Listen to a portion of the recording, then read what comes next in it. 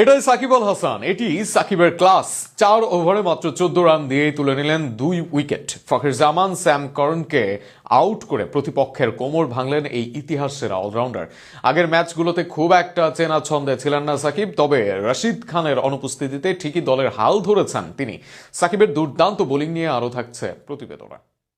দীর্ঘদিন পর আবারও বল হাতে নিজের পুরনো জাদু দেখালেন সাকিব আল হাসান। অভিজ্ঞ এই অলরাউন্ডার প্রমাণ করলেন এখনও ম্যাচের গতিপথ একাই বদলে দেওয়ার সামর্থ্য তার আছে। নিখুঁত লাইন লেন্থ, ভেরিয়েশন আর ম্যাচ সচেতনতায় দুর্দান্ত এক স্পেল উপহার দেন সাকিব, যা প্রতিপক্ষ ব্যাটিং লাইন আপকে বেশ চাপের মধ্যে ফেলে দেয়। ইনিংসের 7ম ওভারে শেষ বলে আসে প্রথম সাফল্য। রাউন্ড দ্য উইকেট থেকে বল করতে এসে সাকিব ফ্লাইটে ভর করে বলটা এমনভাবে ছুড়ে দেন যে তা বাতাসে ভেসে বাইরের দিকে সরে যায়। ফখর জামান সামনের দিকে এগিয়ে খেলতে গিয়ে বিভ্রান্ত হন।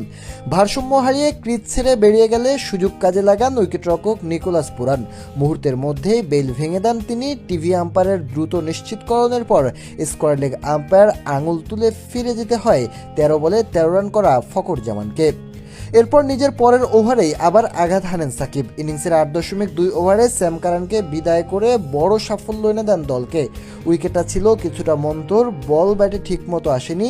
ব্যাক ফুটে গিয়ে লেগ সাইডে কাট করার চেষ্টা করেন কারান, তবে বল উঠে যায় ব্যাটের লিডিং এজে। দ্রুত সামনে ঝুঁকে পড়ে দারুণ এক লো ক্যাচ তালুবন্দি করেন সাকিব নিজেই।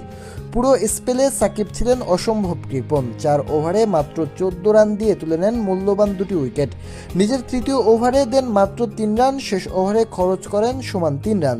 রান আটকে রেখে উইকেট তুলে নেওয়ার এই স্পেলেই ম্যাচ নিজের প্রভাব স্পষ্ট করে দেন সাকিব আল হাসান।